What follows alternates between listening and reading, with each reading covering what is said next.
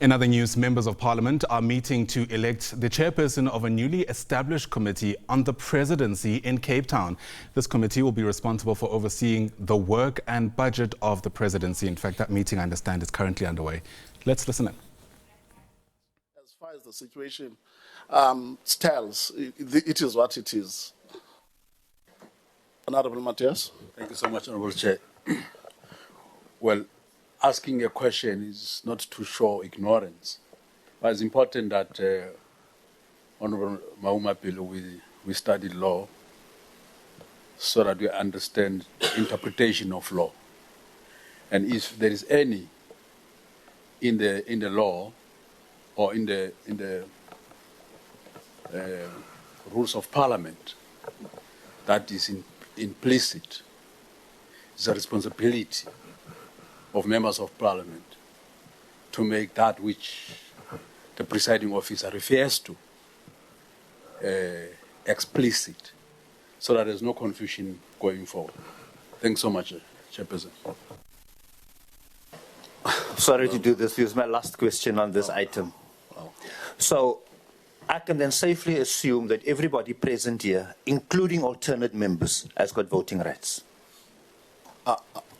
Absolutely no. The committee consists of 11 permanent members and about 5 alternates.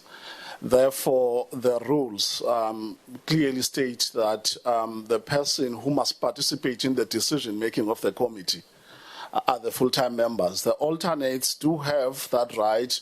When the permanent member is not there, then they can participate. But in the event that the permanent member is there, then they don't have any voting rights in terms of influencing the decision-making of the committee. I reserve my opinion. Thank you.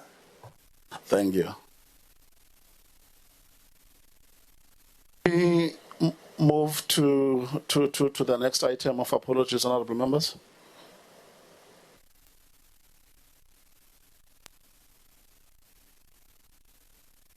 I want to believe that there are no apologies. Then from here, we are going to call for nomination. As I've already stated and indicated that the meeting is convened in line with rule number 160 of the National Assembly rules. Is that a point of order, Honourable Trolley? No, not a point of order. I'm requesting that we be allowed to have a caucus as the members of the opposition before nominations are called for.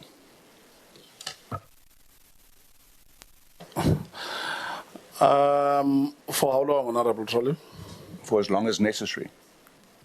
The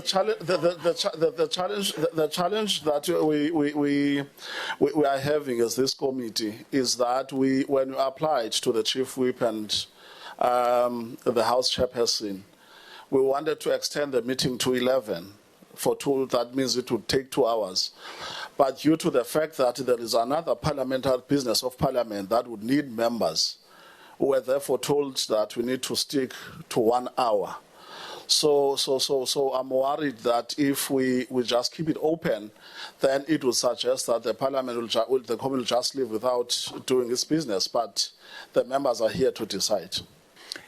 Chair, look, this meeting was called at very short notice, and there is legislation about when the meeting should be called to establish the committee after the names have been put in the ATC. So bearing in mind that there was barely 2 days' notice for this meeting, we as the members of the opposition are calling for at least 10 minutes to have a caucus.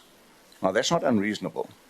And what's more, if the committee has to spend more than an hour deliberating on this important committee, then so be it. We have got alternates in the other committees that are taking place. It's not going to prevent any other committee taking place. I've submitted apologies to my committee that is sitting this morning to say I'll join them as soon as we're done. So I don't think it's unreasonable to call for a caucus of at least 10 minutes. Honourable Matlon? No, Chair, I'm covered. I thought he's still insisting on as long as necessary, but it's reasonable. I think it is in the best interest of the business of this committee to allow the members to caucus, and that will take us 10 minutes. The time now is 9:23. I assume that we're supposed to be back at 9:33, so that we'll reconvene. Thank you, honourable members.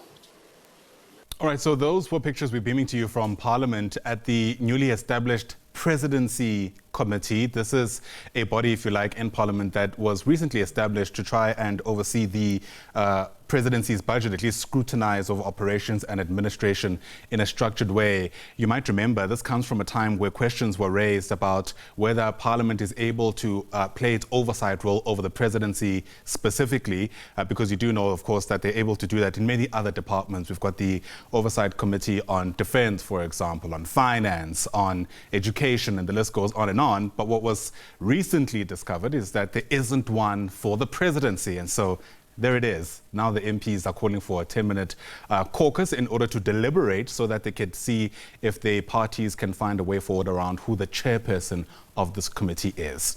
With that background, you can see why this is important, and we'll certainly keep watching it for you throughout the course of the day.